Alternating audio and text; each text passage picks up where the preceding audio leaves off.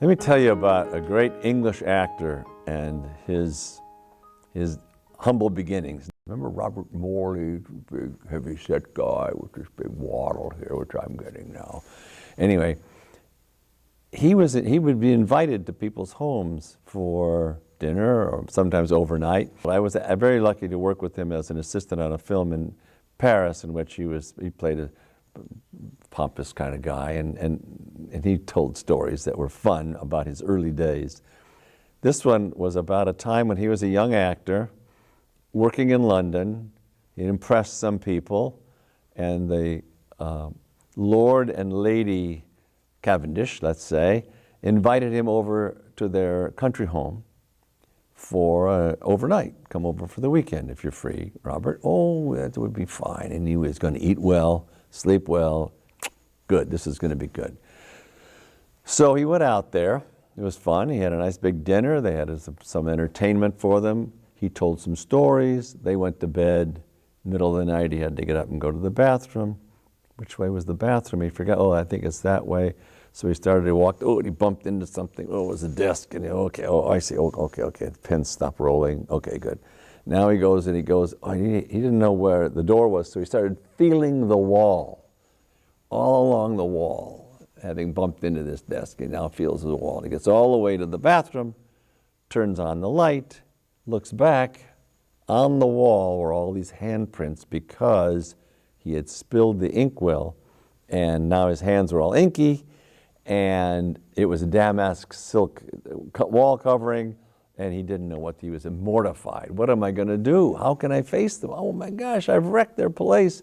Oh no, I know they were talking about that wall covering at dinner. They were talking about how happy they were to have it. Oh no, what to do? What to do? I had to flee, he said. That's all I could do was flee. And so I fled. And back to London, never left them a note, never did anything, just took off. Some months, or maybe a year later or so, he ran into the Lady Cavendish in the street. Where have you been, you naughty boy? You left us without even having breakfast. You left us in the night.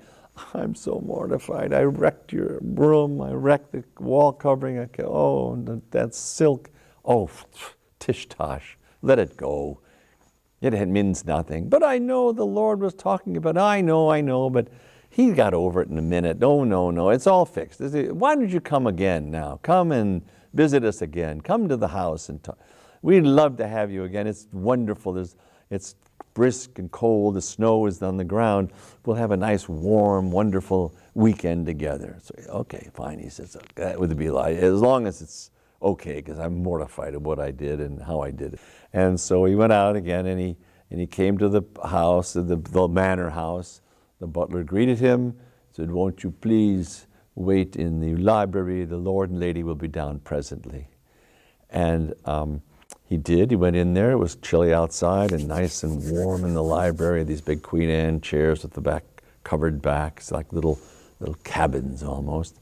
And he went to the fireplace, they were facing the fireplace, and warmed his hands and warmed his behind. And oh, it was nice. And he backed up into the chair and he sat down. And what was that? It was the Yorkie, their favorite dog. He crushed it, snapped its neck. What to do? What could I do? I had to flee. I fled again. That was the story of Robert Morley. He was a wonderful guy, very full of vigor. I'm reminded of his great work in Beat the Devil, in which he was a criminal, and it was kind of like Houston regathering together the crew from Casablanca with Peter Lorre and Greenstreet. I think he was probably playing Greenstreet's part, and they had been shipwrecked. All this stuff was going on the shipboard with trying to fleece each other. Bogart, of course, was the star of this film. And they get on shore, and they're kind of hunkered down on the shore, and these horsemen are coming.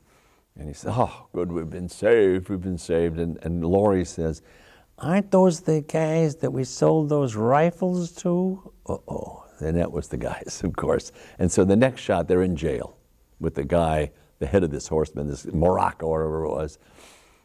And they pan down a line of Bogart with a beard, kind of, scraggly beard, Peter Lorre, the next guy was this weird Italian guy who I never heard of again, but with his gray hair and kind of a tick and stuff.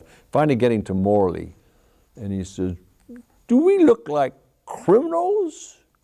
And of course, they couldn't look more like, they were criminals and they looked like him, but this way he tried to carry it off, but never quite doing it, you know. Anyway, Robert Morley was one of my favorites, and that story of the flea, I had to flee, what to do? I had to flee, and he fled.